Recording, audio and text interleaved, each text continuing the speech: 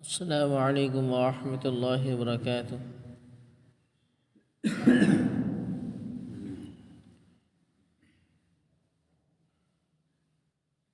سورۃ النور 18 پارے میں سورت ہے۔ سورہ نور کی چند آیت کریمہ آپ کے سامنے تلاوت کی جا چکی ہیں۔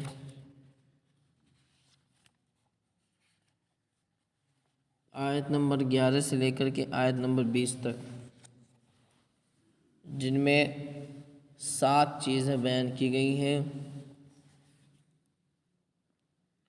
پہلی بات، مسلمانوں کو آپس میں حسن ظن رکھنا چاہیے، قائم رکھنا چاہیے، اور یہ اصلاح معاشرہ کا خاص حصہ ہے۔ فرمایا اللہ تعالیٰ نے، جب تم لوگوں نے یہ بات سنی تو مسلمان مردوں اور مسلمان عورتوں نے اپنے لوگوں کے بارے میں کیوں اچھا گمان نہ کیا، اور کیوں نہ کہا کہ ھذا افک مبین، یہ صریح بہتان ہے۔ یہ حسن ظن کی تعلیم ہے۔ اسلامی معاشرے میں ہر آدمی اور عورت کو دوسروں کے بارے میں اچھا گمان رکھنا چاہیے۔ جب تک کسی کے خلاف کوئی قطعی شہادت اور کافی ثبوت نہ مل جائے، زبان نہیں کھولنی چاہیے۔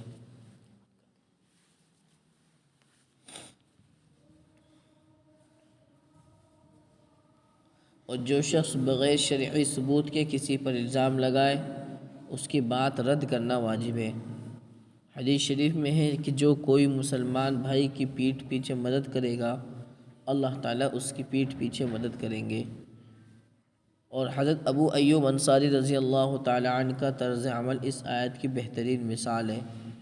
ایک روز ان کی بیوی نے کہا کہ لوگ عائشہ کی نسبت ایسا ایسا کہتے ہیں۔ انہوں نے فوراً کہا، جھوٹے ہیں، کیا تم ایسا کام کر سکتی ہو؟ انہوں نے کہا، ہرگز نہیں۔ تو حضرت ابو ایوب رضی اللہ تعالیٰ عنہ نے فرمایا، پس عائشہ بخدا تم سے افضل ہیں، پھر ان کی نسبت بے وجہ ایسا گمان کیوں کیا جائے؟ پہلے شوہر بھی نیک ہوتے تھے اور بیویاں بھی نیک ہوتی تھیں۔ اگر تھوڑی سی شیطان کی طرف سے کچھ غلط بات بھی، کچھ غلط خیال ذہن میں آیا بھی، تو شوہر نے سمجھایا تو فوراً بیوی مان لیا کرتی تھی۔ تو حضرت ابو ایوب انصاری رضی اللہ تعالیٰ عنہ کا طرز عمل اس آیت کی بہترین مثال ہے کہ جب ان کی بیوی نے کہا کہ لوگ، آپ کو پتہ بھی ہے کیا ہو رہا ہے، حضرت عائشہ کو لوگ ایسے ایسے کہہ رہے ہیں، تو بجائے اس کے کہ اس چیز میں اور دلچسپی لیتے اور کھود و کرید کرتے، جس سے بہت سے لوگوں کے بارے میں مشہور ہے کہ وہ بال کی بھی کھال نکالتے ہیں، بال کی بھی کھال اتارتے ہیں، تو وہی چیز کہ حضرت عائشہ رضی اللہ تعالی عنہا کی نسبت لوگ ایسے ایسے کہتے ہیں۔ آپ کو معلوم بھی کیا ہے، چاہتے تو یہ ہماری طرح بھی اس باتوں میں اور گھنٹوں گھنٹوں گزار دیتے، لیکن نہیں، صحابی ہیں۔ فوراً کہا کہ جھوٹے ہیں وہ لوگ جو حضرت عائشہ کے بارے میں ایسے ایسا کہتے ہیں، اور پھر پوچھا کہ تم کیا ایسا کر سکتی ہو؟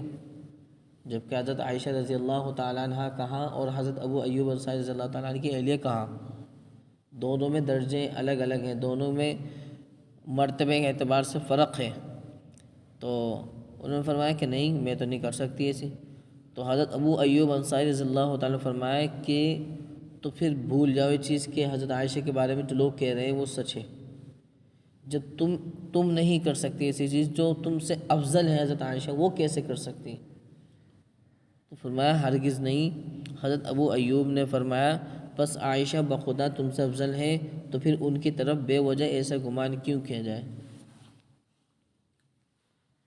دوسری بات یہ ہے کہ جب ہر مسلمان کو دوسرے مسلمانوں سے حسن ظن قائم رکھنے کا حکم ہے اور بے دلیل بات کی تردید واجب ہے، تو نبی اکرم صلی اللہ علیہ وسلم نے اور حضرت ابوبکر رضی اللہ عنہ نے پہلے ہی اس بات کی تردید کیوں نہ کر دی؟ ایک مہینے تک شک کی حالت میں کیوں رہے؟ ایک مہینے تک شک کی حالت میں کیوں رہے؟ یعنی حکم ایک دم نازل کیوں نہیں ہو گیا؟ ایک مہینے تک پریشان کیوں رکھا گیا؟ یہ سوال ہے۔ اس کے 2 جواب ہیں۔ پہلا جواب یہ ہے کہ آیت اس واقعے کے بعد نازل ہوئی ہے، اس سے پہلے ایسی کوئی ہدایت نازل نہیں ہوئی تھی۔ دوسرا جواب یہ ہے کہ شوہر اور والدین کا معاملہ دوسروں سے مختلف ہوتا ہے۔ شوہر اگر تردید بھی کرے گا تو لوگ بات نہیں مانیں گے اور کہیں گے یہ تو میاں ہیں بھائی، ان کی عقل پر پتھر پڑ گئے ہیں، ان کو تو بیوی کے عیب نظر ہی نہیں آتے ہیں، اسی طریقے کی بات بنائیں گے۔ تو غرض اگر باپ اگر حمایت کرے تب بھی بات نہیں مانی جائے گی، اور اگر حمایت نہیں کرے تو تب بھی بات نہیں مانی جائے گی۔ اس لیے تردید لا حاصل ہوگی، ورنہ نبی اکرم صلی اللہ علیہ وسلم نے جو خطبہ دیا اس میں صاف فرمایا ہے کہ میں اپنی اہلیہ کے بارے میں بھلائی اور نیکی کے سوا کچھ نہیں جانتا۔ اور ام رومان یعنی حضرت عائشہ رضی اللہ تعالی عنہا کی ماں نے جو حضرت عائشہ رضی اللہ تعالی عنہا سے جو بات کہی تھی کہ خوبصورت عورت جب کسی آدمی کی چہیتی بیوی ہوتی ہیں اور اس کی سوکنیں ہوتی ہیں تو اکثر ایسی باتیں پیش آتی ہیں۔ یہ باتیں دلیل ہے کہ حضرت صلی اللہ علیہ وسلم اور حضرت عائشہ کے والدین کے ذہنوں میں قطعاً کوئی شبہ نہیں تھا۔ اسی واقعے میں دوسری بات یہ ہے، تہمت لگانے والے گواہ پیش نہ کر سکیں تو قانون کی نظر میں وہی جھوٹے ہیں۔ وہ لوگ اس بات پر 4 گواہ کیوں نہیں لاتے؟ لولا جاءوا علیہ باربعۃ شہداء فاذ لم یاتوا بالشہداء، پھر جب وہ گواہ نہ لائے فہو عند اللہ هم الکاذبون، تو وہی اللہ کے نزدیک جھوٹے ہیں۔ اللہ کے نزدیک یعنی قانون اسلامی کی نظر میں وہی جھوٹے قرار دیے جائیں گے اور ان پر حد قذف لگے گی، گرچہ یہ احتمال ہے کہ وہ سچے ہوں، مگر احکام ظاہر پر دائر ہوتے ہیں، کیونکہ حقیقت حال کا تو اللہ تعالیٰ کے علاوہ کسی کو علم ہے ہی نہیں۔ یہ آیت حد قذف کے سلسلے میں ایک سوال کا جواب بھی ہے۔ سوال یہ کہ اگر 4 گواہوں سے الزام ثابت نہ کر سکنے سے یہ کہا لازم آتا ہے کہ تہمت لگانے والا یقیناً جھوٹا ہے؟ ممکن ہے کہ وہ سچا ہو اور زنا کا معاملہ خود اس نے اپنی آنکھوں سے دیکھا ہو، مگر چوتھا گواہ اس سے نہ ہو پا رہا ہو، تو پھر اس کی سزا کیوں دی جائے گی؟ جواب: بے شک یہ بات ممکن ہے، مگر قانون سازی میں اس کا لحاظ نہیں کیا گیا، کیونکہ قانون کا مدار ظاہری احوال پر ہوتا ہے، نفس الامنی احوال پر مدار نہیں ہوتا، یعنی اپنے دماغ سے کچھ ہی سوچ لو ایسا نہیں ہوتا۔ جو دکھنے والی چیز ہے ظاہر، بس ثبوت پر، جیسے قاضی مدعی کے گواہوں پر اور مدعا علیہ کی قسم پر فیصلہ کرتا ہے، حالانکہ مدعی کے گواہ جھوٹے ہو سکتے ہیں اور مدعا علیہ بھی جھوٹی قسم کھا سکتا ہے، مگر چونکہ فیصلہ کرنے کی اور کوئی صورت نہیں، اس لیے فیصلہ اسی طرح کیا جاتا ہے۔ اسی طرح الزام تراشی پر بھی گواہ قائم کرنا ضروری ہے۔ اگر صرف الزام لگانے والے کی بات مان لی جائے گی تو مجرم پر بغیر گواہوں کی سزا جاری کرنا لازم آئے گا۔ رہا تہمت لگانے والے کا معاملہ تو وہ بولنے پر مجبور نہیں، اس کے پاس اگر گواہ نہیں ہے تو خاموش رہے۔ البتہ شوہر اپنی بیوی کے حکم میں مختلف ہے، کیونکہ بیوی کی حفاظت اس پر لازم ہے، اس لیے اس سے گواہوں کا مطالبہ نہیں کیا جاتا بلکہ لعان کا حکم ہے، لعان کرایا جاتا ہے۔ تیسری بات، وَلَوْلَا فَضْلُ اللَّهِ عَلَيْكُمْ وَرَحْمَتُهُ فِي الدُّنْيَا وَالْآخِرَةِ لَمَسَّكُمْ فِي مَا أَفَضْتُمْ فِيهِ عَذَابٌ عَظِيمٌ۔ کبھی رحمت خداوندی سے بھی عذاب ٹل جاتا ہے۔ اللہ تعالیٰ کا پاک ارشاد ہے، اور اگر تم پر دنیا اور آخرت میں اللہ تعالیٰ کا فضل و کرم نہ ہوتا تو ضرور تم اس معاملے میں جس میں تم مشغول ہوئے تھے بڑا عذاب پہنچتا، یعنی جو جرم تم سے سرزد ہوا اور جس شغل میں تم پڑے وہ بہت بڑا جرم تھا، اس پر دنیا میں بھی عذاب آ سکتا تھا اور آخرت میں بھی، مگر اللہ تعالیٰ کا معاملہ ہمیشہ مؤمنین کے ساتھ فضل و کرم کا رہا ہے، دنیا میں بھی اور آخرت میں بھی، اس لیے عذاب تم سے ٹل گیا، مخلصین کو توبہ کی توفیق مل گئی اور ان کی خطا بھی معاف ہو گئی، ورنہ منافقین کی طرح وہ بھی قیامت کے دن عذاب عظیم میں گرفتار ہوتے۔ یہ آیت ان مؤمنین کے بارے میں نازل ہوئی جو اس الزام تراشی میں کسی بھی درجے میں ملوث ہو گئے تھے، یعنی کوئی بہت زیادہ اور کوئی بہت کم، لیکن ہوئے تو شریک، پھر انہوں نے توبہ کر لی اور بعض پر سزا بھی جاری ہو گئی تو اللہ تعالیٰ نے سب کو معاف کر دیا۔ چوتھی بات، معمولی سمجھے جانے والی بعض باتیں حقیقت میں سنگین ہوتی ہیں۔ اللہ تعالیٰ کا پاک ارشاد ہے، یاد کرو اس وقت کو اذ تلقونہ بألسنتکم وتقولون بافواہکم، کہ جب تم اس تہمت کو اپنی زبانوں سے نقل در نقل کر رہے تھے، اس کو سن کر بے تحقیق آگے بڑھے جا رہے تھے، وتقولون بافواہکم، اور تم اپنے منہ سے وہ بات کر رہے تھے ما لیس لکم بہ علم، جس کی حقیقت تمہیں معلوم نہیں تھی، بس گپ اڑا رہے تھے۔ وَتَحْسَبُونَهُ هَيِّنًا، اور تم اس کو معمولی بات سمجھ رہے تھے، وَهُوَ عِندَ اللَّهِ عَظِيمٌ، جبکہ وہ اللہ کے نزدیک بڑی سنگین بات تھی، کیونکہ اس سے صاحب معاملے کو سخت تکلیف پہنچی، اس کی رسوائی ہوئی، اس کے لیے زندگی دو بھر ہو گئی، اور اللہ کے رسول صلی اللہ علیہ وسلم سخت گھٹن میں مبتلا ہو گئے۔ اور بخاری شریف کی روایت میں ہے کہ بندہ جب کبھی اللہ کو ناراض کرنے والی بات بولتا ہے اور وہ اس کو معمولی بات سمجھتا ہے تو وہ اس بات کی وجہ سے جہنم میں جا گرتا ہے۔ پانچویں بات، الزام تراشی کی اول وہلہ ہی میں تردید ہونی چاہیے تھی۔ اللہ تعالیٰ کا پاک ارشاد ہے، اور جب تم نے اس الزام تراشی کو سنا تو کیوں نہ کہہ دیا ہمارے لیے زیبا نہیں کہ ہم ایسی بات زبان سے نکالیں۔ معاذ اللہ، سبحانک ھذا بہتان عظیم، یہ تو بڑا بہتان ہے۔ سوچو جس پاک باز خاتون کو اللہ تعالیٰ نے اپنے محبوب محمد صلی اللہ علیہ وسلم کی زوجیت کے لیے چنا، کیا وہ خود بے آبرو ہو کر سید الانبیاء صلی اللہ علیہ وسلم کے آبرو کو بٹا لگائے گی؟ یہ منافقوں نے ایک بے قصور پر بہتان باندھا ہے۔ تم نے اول وہلہ ہی میں اس کی تردید کیوں نہ کر دی؟ اس بات کو تم نے آگے کیوں چلایا؟ چھٹی بات، آئندہ کبھی ایسی بات زبان سے مت نکالنا۔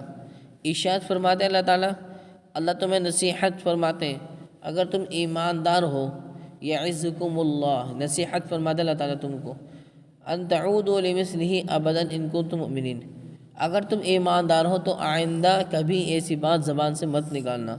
اور اللہ تعالیٰ تمہارے لیے صاف صاف احکام بیان فرماتے ہیں، وَيُبَيِّنُ اللَّهُ لَكُمُ الْآيَاتِ وَاللَّهُ عَلِيمٌ حَكِيمٌ، اور اللہ تعالیٰ خوب علم والے ہیں، حکیم بڑی حکمت والے ہیں۔ یہاں پر ایک لفظ ہے یعظکم اللہ ان تعودوا لمثلہ، اللہ تمہیں نصیحت فرماتے ہیں کہ اس جیسی چیز اس جیسا الزام تم کبھی مت کر دینا، یعنی یہی الزام نہیں، اس جیسی کوئی اور بات بھی آئندہ حضرت عائشہ صدیقہ رضی اللہ تعالی عنہا کی شان میں زبان سے مت نکالنا، ورنہ انجام بخیر نہ ہوگا۔ یہ صاف صریح حکم ہے، اس کے خلاف ورزی کفر ہے۔ اور چنانچہ شامی ایک کتاب ہے، اس میں ایک قاعدہ لکھا ہوا ہے اس اصول ضابطے کی بنیاد پر کہ یہ بات بدایتاً معلوم ہے، یعنی دلیل کے محتاج نہیں، کہ جو شخص ام المؤمنین حضرت عائشہ رضی اللہ تعالیٰ عنہا پر تہمت لگائے گا وہ کافر ہے، خواہ سرن لگا یا جہرن یا یعنی برملا۔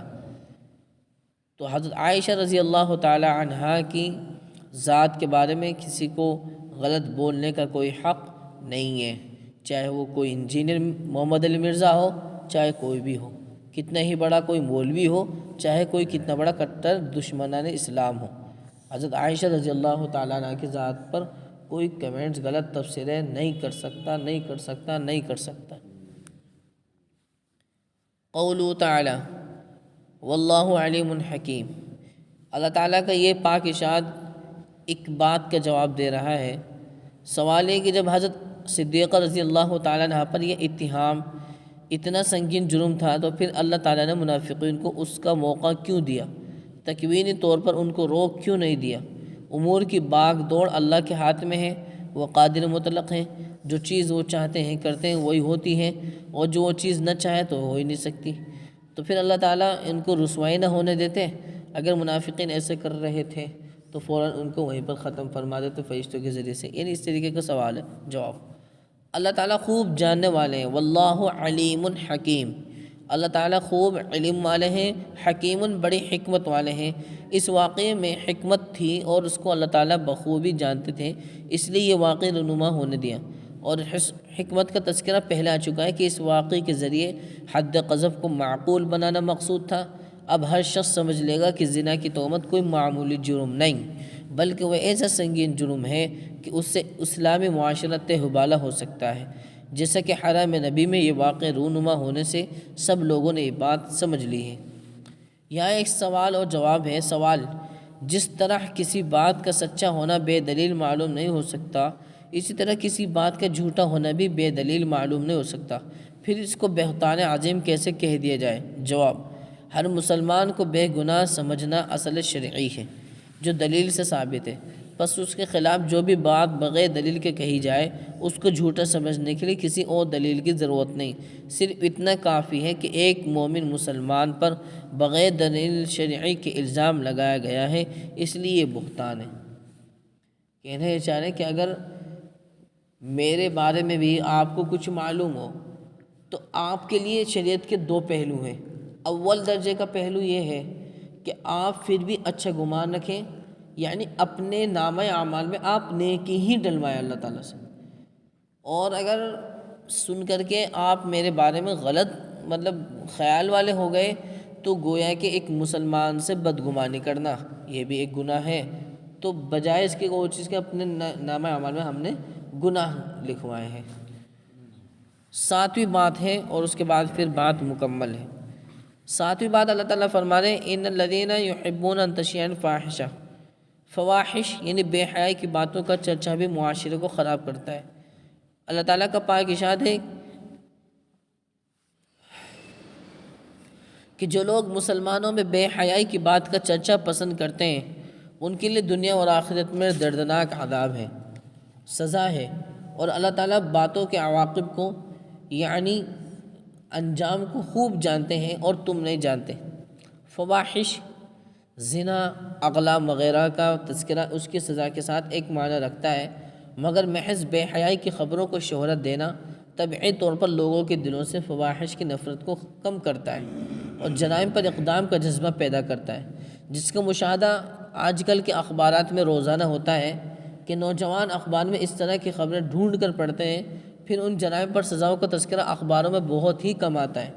اس کا لازمی اور طبیعی اثر یہ ہوتا ہے کہ رفتہ رفتہ وہ فعل خبیث یعنی وہ برا فعل نظروں میں ہلکا نظر آنے لگتا ہے۔ چنانچہ اس آیت میں فواحش کی تشہیر پر روک لگائی گئی ہے اور اس پر دردناک سزا کی خبر دی ہے، اور آخر آیت میں اس کی دلیل بیان کی ہے کہ اس قسم کی باتوں کے عواقب اللہ تعالیٰ جانتے ہیں، بندے نہیں جانتے، پس ان کو چاہیے کہ اللہ کے ارشاد پر عمل کریں تاکہ دنیا اور آخرت میں ضرور نقصان سے بچ جائیں۔ تو اس لیے کسی بھی برائی کی باتوں کو پھیلانا یہ اچھی بات نہیں ہے، جتنا ہو سکے معاشرے کو پاک صاف رکھا جائے۔ آخری آیت ہے، شروع سورت سے حدود کا بیان شروع ہوا تھا، اس سلسلے کی یہ 10ویں آیت تھی۔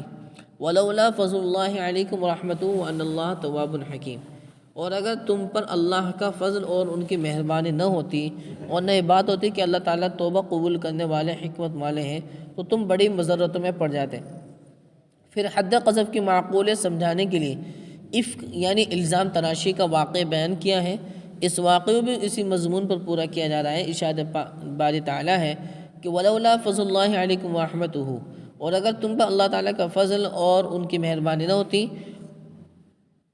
اور نہ یہ بات ہوتی کہ اللہ تعالیٰ بڑے شفیق بڑے مہربان ہیں، تو معلوم نہیں کیا کیا ہو جاتا، یعنی طوفان تو ایسا اٹھاتا کہ نہ معلوم کون کون اس کی نظر ہو جاتے، لیکن اللہ تعالیٰ نے محض اپنے فضل و رحمت اور شفقت و مہربانی سے تم میں سے تائبین کی توبہ قبول فرمائی اور بعض کو حد شرعی جاری کر کے پاک کیا، اور جو زیادہ خبیث تھے ان کو ایک گونا مہلت دی، اور یعنی ایک طریقے سے پوری طریقے سے معاشرے کو اچھا کرنے کا اللہ تعالیٰ نے طریقہ اور ڈھنگ سلیقہ بتلایا ہے۔ اس کے باوجود بھی پتہ ہونے کے باوجود بھی ہم صحیح طریقے سے قرآن مجید کی ان باتوں پر عمل نہ کریں، یا اسی طریقے سے ہم اپنے معاشرے کو پتہ ہونے کے باوجود پھر بھی بدنام کرتے پھریں، ایک دوسرے کی ذات پر غلط الزام لگاتے پھریں، تو یہ پھر ہمارے لیے آخرت میں سوال کا موقع ہوگا، یعنی ہم سے سوال ہوگا پھر، اور پھر جس سے آخرت میں سوال ہو جائے وہ صحیح سے جواب نہیں دے پائے گا۔ اللہ تعالی ہمیں صحیح معنی میں پکا سچا کامل مومن مسلمان بنائے۔ الحمدللہ رب العالمین والعاقبۃ للمتقین والصلاة والسلام علی سید المرسلین۔ یا رب صلی وسلم دائما ابدا علی حبیبک خیر الخلق کلہم۔ یا اللہ ہم سب کے تمام گناہوں کو معاف فرما، یا اللہ ہمارے تمام خطاؤں کو درگزر فرما، تمام سیئات کو حسنات سے مبدل فرما، تمام لغزشوں کو معاف فرما۔ نبی علیہ الصلوۃ والسلام نے خیر کے لانے سے جتنی بھی دعائیں مانگی ہیں ان تمام اچھی دعاؤں میں ہمارا حصہ عطا فرما، جتنی بھی برائیوں سے شرور فتن سے اللہ کے نبی نے پناہ مانگی تو تمام برائیوں سے شرور فتن سے ہمارے حفاظت فرما۔ مولا کریم ارحم الراحمین، یا اللہ سبھی مسلمانوں کے زندوں کی مردوں کی سبھی کی مغفرت فرما۔ یا اللہ جو بیمار ان کو شفا عطا فرما، جو بے اولاد ان کو نیک صالح اولاد عطا فرما، جن کو نر اولاد کی ضرورت ان کو نرین اولاد عطا فرما۔ یا اللہ جو بے جوڑے ہیں ان کو نیک صالح فرمودہ جوڑ عطا فرما۔ یا اللہ سبھی کے نکاحوں کے انتظام غیب کے خزانے سے پورے فرما۔ مولا کریم عزت کا، کرم کا، عافیت کا، سکون کا، یا اللہ خوشی کا معاملہ فرما۔ یا اللہ جن غریب بچیوں کے رشتوں کے انتظام نہیں ہو پا رہے، میرا مولا کریم ان کے رشتوں کے انتظام فرما دیجیے۔ یا اللہ صحیح معنی میں سکون عافیت کے ساتھ، یا اللہ سبھی بچیوں کے رشتوں کے انتظام کے ساتھ ان کے نکاحوں کے بھی انتظام فرما دیجیے۔ اور یا اللہ جتنے بھی یا اللہ عمر میں شادی ہوئی ہیں، نکاح ہوئے، یا اللہ سبھی کو ازدواجی زندگی خوشی کے ساتھ، سکون کے ساتھ، چین کے ساتھ، عافیت کے ساتھ، یا اللہ رحم کے ساتھ، یا اللہ زندگی گزارنے کی توفیق عطا فرما دیجیے۔ مولا کریم یا اللہ سب کو سکون عطا فرما دیجیے، دونوں جہاں میں بھی سکون عطا فرما دیجیے، عیش پرش کی زندگی سے ہماری حفاظت فرما دیجیے۔ یا اللہ ایسی زندگی عطا فرمائے جس میں ہم صرف آپ کو یاد رکھیں، یا اللہ آپ کے حقوق ادا کریں، آپ کے بندوں کے حقوق کو ادا کریں۔ یا اللہ فضولیات سے اور واہیات سے اور خرافات سے اور تمام بدعات اور رسومات سے ہمیں بچنے کی توفیق عطا فرما دیجیے۔ مولا کریم ہم سب کے ایمان میں، نیک اعمال میں، کاروبار میں برکت عطا فرما دیجیے۔ یا اللہ ہم سب کے جان میں، مال میں، عزت میں، آبرو میں، اولاد میں، یا اللہ برکت عطا فرما دیجیے۔ یا اللہ سبھی کی تمام یا اللہ مشکلات کو آسان کر دیجیے۔ یا اللہ مشکلات کو دور فرما کر یا اللہ آسانیاں میسر فرما دیجیے۔ یا اللہ دونوں جہاں میں سکون عطا فرما دیجیے، دونوں جہاں میں یا اللہ خوشیاں عطا فرما دیجیے، دونوں جہاں میں کامیابی، سرفرازی، یا اللہ کامرانی عطا فرما دیجیے، اور یا اللہ دونوں جہاں میں ذلت سے، بے عزتی سے، رسوائی سے ہمارے حفاظت فرما دیجیے۔ مولا کریم ارحم الراحمین یا اللہ مرنے سے پہلے حج بیت اللہ بھی عطا فرما دیجیے، حج مبرور عطا فرما دیجیے۔ یا اللہ حج مبرور عطا فرما دیجیے، عمرے کی بار بار توفیق عطا فرما دیجیے۔ مولا کریم یا اللہ تمام مساجد کی، معابد کی، مراکز کی، خانقاہوں کی حفاظت فرما دیجیے۔ یا اللہ ہم سب کو یا اللہ پکا سچا کامل مسلمان بنا دیجیے۔ یا اللہ اسلام کے حقانیت اور ایمان کی روحانیت ہمارے دلوں میں پیدا فرما دیجیے۔ یا اللہ جو مانگو وہ عطا فرما، جو مانگنے سے رہے گا وہ عطا فرما۔ یا اللہ اس دعا کو نبی پاک صلی اللہ علیہ وسلم کے صدقے تو فعل قبول و منظور فرما۔